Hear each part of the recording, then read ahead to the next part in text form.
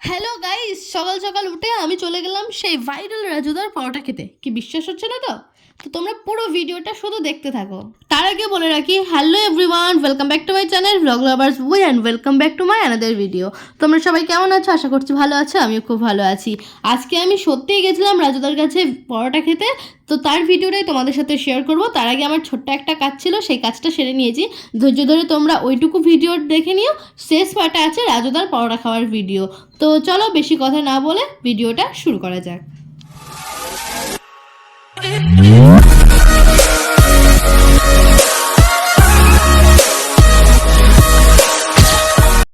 শীতকালে সকাল সকাল ওঠা যে কি কষ্টকর ব্যাপার, সেটা কেউ আমাকে জিজ্ঞাসা করো। ওই যে বলে না, ঠেলার নাম বাবাজি, ওই হচ্ছে আমার অবস্থা। অন্যান্য দিন 8:30 9টায় করে ঘুম থেকে উঠি, আজকে কাজের জন্য ঘুম থেকে উঠতে হয়েছে 6:30টায়। এই 6:30টার সকালে যে কত ঠান্ডা, সেটা আমি তোমাদেরকে কিভাবে যে বোঝাবো, বুঝে উঠতে পারবো না। ঘুম থেকে উঠেই ফ্রেশ হয়ে খালি পেটে বেরিয়ে পড়তে হয়েছিল সাঁইথিয়া যাওয়ার উদ্দেশ্যে। এই বাড়ি থেকে 18 কিলোমিটার এই শীতের সকালে বাইকে হিলতে হিলতে যাওয়াটা যে কতটা কষ্টকর, সেটা আমার চোখের দিকে তাকাও বুঝতে পারবে। এটা একটা ভয় কাজ করছে ভিতরে, যে এই শীতে কিভাবে এত ঠান্ডায় এত দূর বাইকের এত হাওয়াতে আমি যাব। আর বর দেখো একদম কোট বুট পরে রেডি। যাই বলবে বলো, এই শীতকালের সকালটার যে দৃশ্য, সেটা কিন্তু পুরো অপূর্ব। সোনার থালার মতো সূর্য, সাথে সোনালি রঙের ধান ক্ষেত, হালকা কুয়াশা, ফাঁকা রাস্তা, একদম পুরো মনোমুগ্ধকর আবহাওয়া। সাথে যে এই বিশুদ্ধ তরতাজা হাওয়া, এটা কিন্তু তোমরা গ্রাম বাংলা ছাড়া অন্য কোথাও খুঁজে পাবে না। গ্রামের রাস্তা যতটুকু পার হয়েছে, বেশ ভালোভাবে সুন্দরভাবে প্রাকৃতিক দৃশ্য দেখতে দেখতে গিয়েছি। কিন্তু যেই গাড়ি একবার হাই রোডে উঠেছে, অমনি আমার পরের স্পিক আপও বেড়ে গিয়েছে, গাড়িও ছুটেছে, সাথে আমিও ঠান্ডায় তরতর করে কাঁপতে কাঁপতে মরেছি। আর তোমরা তো জানোই, বউকে কোথাও নিয়ে যেতে গেলে বরদের কাজ একটু বেশিই পড়ে যায়। তাই দেখো, আমাকে নিয়ে যাওয়ার আগেও এখানে দোকান খুলে বসে পড়েছে, আর এখানে কাজও করতে লেগে গিয়েছে। আর আমি এখানে শুধু শুধু একা একা বসে বোর হচ্ছিলাম, যে কখন পৌঁছাবো। ভিতরে একটা টেনশন কাজ করছিল। আর আমি প্রথমে যাব ইউএসজি করতে, সেই জন্যই বেসিক্যালি আমি খালি পেটে বেরিয়েছি। আর এটার জন্য তো ভগবানকে অনেক ধন্যবাদ, যে খালি পেটে এসেছি বলেই হয়তো রাজুদার পরোটা খাওয়ার আমার সৌভাগ্য হয়েছে। শেষমেশ 18 কিলোমিটার বাইকে হেলতে হেলতে এসে পৌঁছেছি সাঁইথিয়ায়। তো এখানে দেখো, আমি এসেছি সনেট ডায়াগনিসে, যেখানে আমার ইউএসজি হবে। তোমরা অনেকেই জানো যে আমার পিসিওডির প্রবলেম আছে, সেই জন্য আবার এসেছি আমি ইউএসজি করতে। আর যারা জানো না, তাদেরকে বলে রাখি, গত 2 বছর ধরে আমি পিসিওডির সমস্যায় ভুগছি, সেই জন্যই এসেছি আমি ইউএসজি করতে। কিছুদিন ধরে পেটে ব্যথা হচ্ছিল, তো সিস্টগুলোর কীরকম অবস্থা সেটা দেখার জন্যই আমি এসেছি এই সেন্টারে ইউএসজি করাতে। তো চলো, এখানে আর কোনো ক্লিপ নিইনি, এবার সোজা চলে যাই রাজুদার দোকানে। তো রাজুদার দোকানের অপোজিট সাইডে দেখো, এখানে ফুল বিক্রি করছিল, তো সেখানকার প্রথম ক্লিপটা নিয়েছিলাম। কত সুন্দর সুন্দর ফুল বলো। আর এটা হচ্ছে রাজুদার ভাই কাজু। কি বিশ্বাস হচ্ছে না? আর সত্যি গো, তোমাদের যেমন রাজুদার পরোটা ভীষণ ভাইরাল, ভীষণ বিখ্যাত, এটা হচ্ছে আমাদের সাঁইথিয়ার একটা পরোটার দোকান, যেটা ভীষণ বিখ্যাত, ভীষণ ভাইরাল।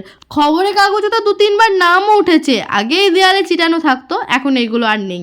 তাই সকালবেলাতে 8টার সময় করে গিয়ে দেখি মোটামুটি 3-4টে কাস্টমার তখনও বসেছিল। 5-6 নাম্বারে ছিলাম আমরা। তার আগে হয়তো অনেকজন খেয়েও গেছে, আমি অতটা ঠিক জানি না।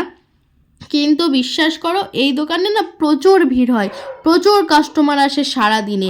যেমন তোমাদের রাজুদা ভাইরাল, আমাদের সাঁইথিয়া কি, আমাদের পুরো বীরভূম এলাকার কিন্তু এই পরোটার খুবই নাম। তাই তো আমি এনার নাম রেখেছি রাজুর ভাই কাজু।